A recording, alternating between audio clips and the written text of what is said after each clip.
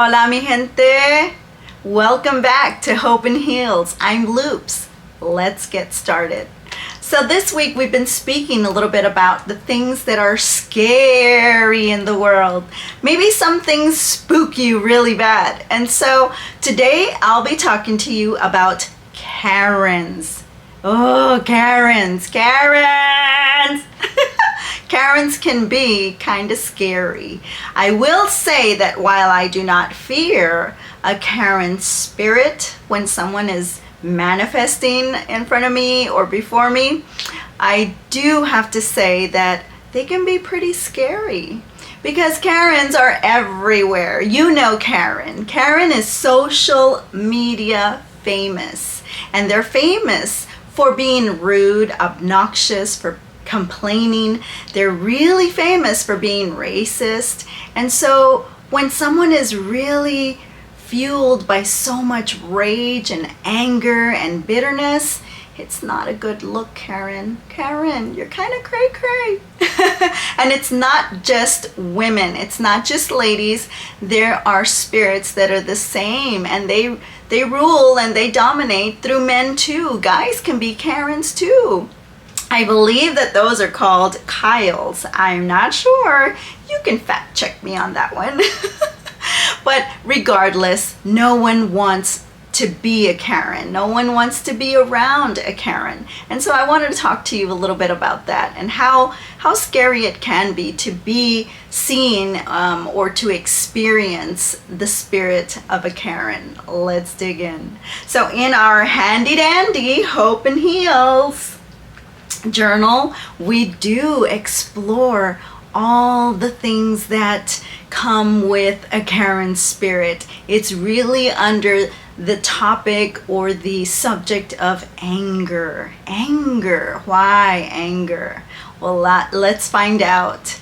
So when we see a Karen manifesting in this world, we do see someone that is super aggressive, just touchy and really provoked by something, someone, anything, anyone, right? It doesn't really matter to a Karen. The Karen is all about the Karen. It's all about her world or his world. And so we really have to establish that at the core of any anger is really the bitterness that's fueling the fire within a Karen. Let's see what the love chapter says about this. Oh, it's in there. You know the love chapter. When you're at a wedding and you hear the love chapter, it's 1 Corinthians 13. Well, you know it says love is kind, love is patient. Keep going, girlfriends. It actually does touch on the subject that we're talking about. It says that love is not easily provoked in the 5th verse. 5 is the number of grace, and it says, don't be angry. Don't be easily provoked. Are you easily provoked? Because if you are, you're not walking in love. Some of the other translations say that it is not touchy, it's not fretful, and it's not resentful. Another translation says it this way: it isn't always me first. It doesn't fly off the handle. I think Karens fly off the handle. Girls and guys, by the way. The NLT, the New Living Translation, says it this way: it's not rude. Love is not rude. It's not selfish. It's not about me, me, me. And Karens, it's all about you, you, you. It says that love is not rude. It's not selfish or quick-tempered. It doesn't keep records of wrongdoings of others. And how many of us, Karens, are quick to take out that cell phone? Here, look at the screenshot. I made that comment to you and you said no. Look, I have a record of it. Doink, doink, doink. Record. No love, no love, no love. Karen, drop it. Let it go. Leave it alone. Love is not selfish like that. It's not quick-tempered, and it doesn't keep a record of wrongdoing. So what do we assess from all of this? The word provoke, the very original word where the word provoke comes from, guess what it means? It really means a sudden convulsion, an outburst of emotion or action. Can you believe that? Like throwing a shoe, like throwing a remote, like hitting a person, like kicking a tire. It really is fueled by that instinct that just takes over. And when we're at that point, and I am gonna say when we're at that point, that's not love. And we are in a Karen state. So we need to cancel that. We need to get rid of that. We need to let that go. I'm gonna show you how. But first, let me share with you my Karen moment. So I was at an IHOP with my husband, my son, and Daniel, my nephew. You may have seen Daniel or met Daniel on one of our previous episodes here at Hope and Heals. You should check that out.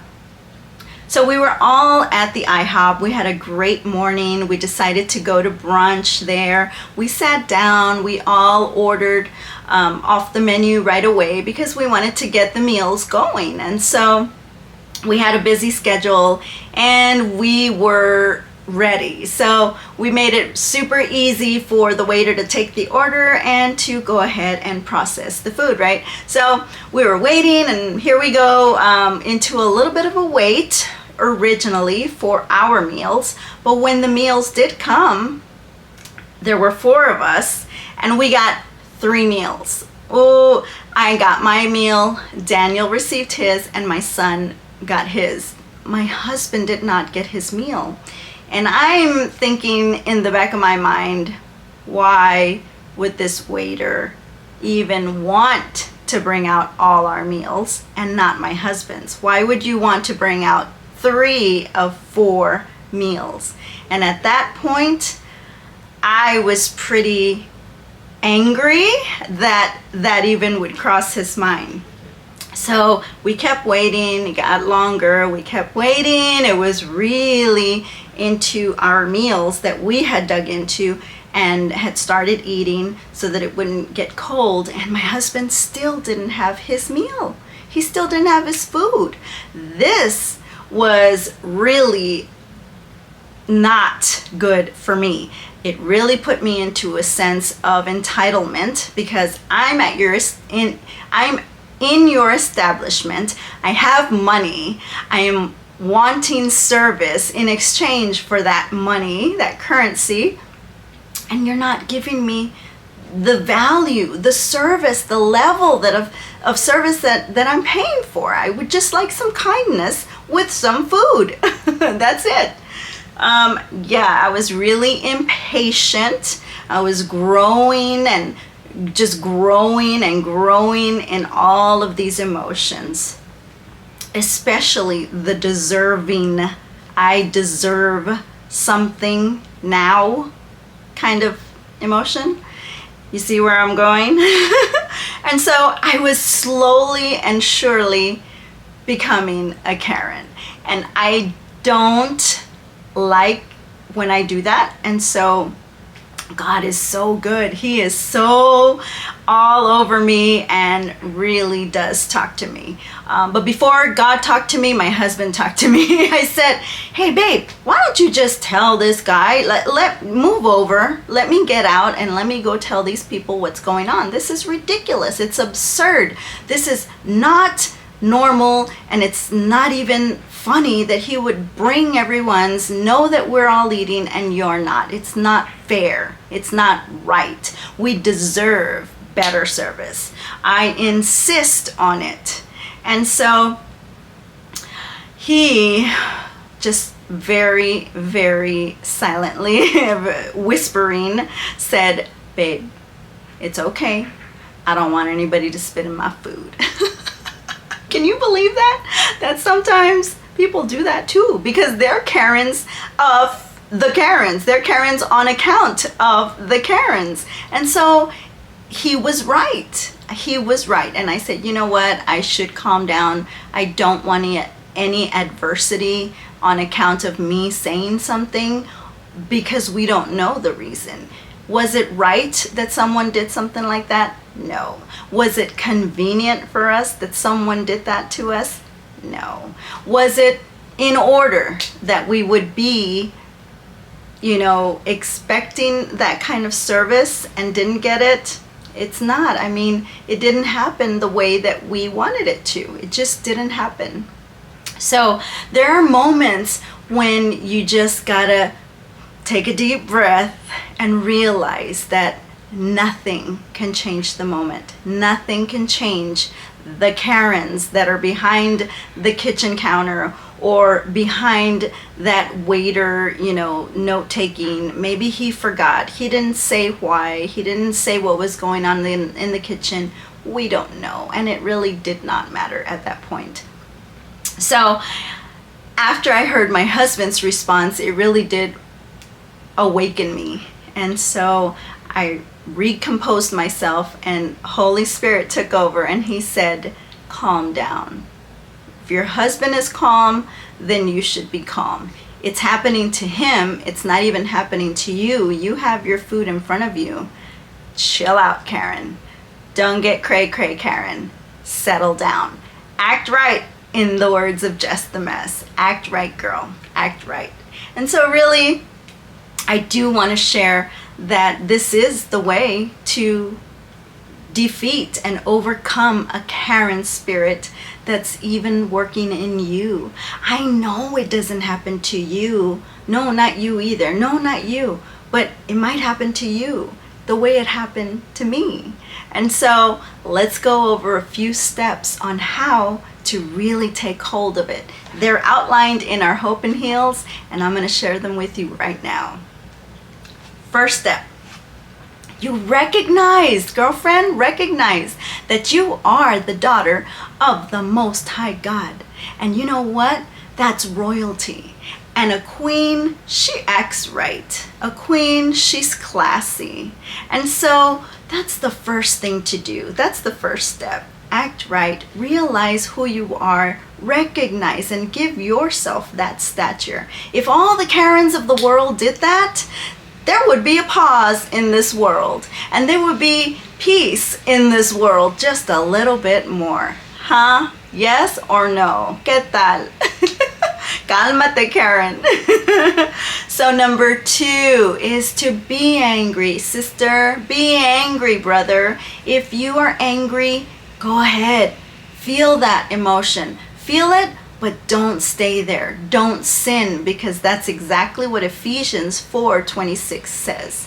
It doesn't negate the reality of feeling such emotion, the anger emotion. It doesn't say don't ever be angry. It's a God-given emotion. We have those emotions, and they're beautiful when they're fueled to do good, not to do bad or to be bad. And so be angry, but don't stay there. Sin not, right? It says in the word. Number 3 is tell the truth, girl. Tell it how it is. You know why? Because God can handle it. If you're angry, say, I'm angry. If you're angry, say, I'm angry. You can have a Karen face for a moment. It's all right. It's all right. God can heal. He will deal with that. He will heal it and deal with it, right? So he can handle it. Just go ahead and be truthful.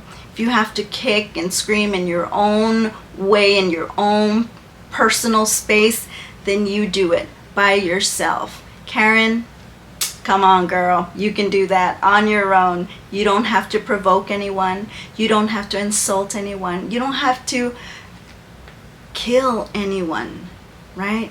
You don't have to damage anyone. You can deal with this on a personal basis, Karen. I'm talking to myself, y'all. But tell the truth. God can handle it. We can handle it too. If you want to share something with us, we are here for you. Don't do life alone. Number 4 is to release it. Don't unleash it. Here we go again, right? Release it. Release it means let it go. Drop it. Don't unleash it. You can't undo a bomb after it explodes. You can't put it all back and say, sorry, I didn't mean that. Don't unleash and be unraveled yourself, because it really does make you look like a mess. And I am so glad that my husband, first of all, that God, first of all, that I, last of all, did not let myself become unraveled, because I would have been revealed, right, that I'm a mess. You crazy girl, asking for an excuse or a reason on why something didn't happen. Who knows, right? It just didn't happen. It was not going to make sense anyway, because I was very angry. So no excuse matters, right, when you're a Karen, and when you're in a Karen mentality or spirit. So don't let things like that get to you. Nothing is worth your peace. Nothing is worth your peace. So keep composed. You're royalty after all. So number 5 is to regain your power. Do you know that Karens deserve? They deserve. They're entitled. They've worked for it. They are needy, right?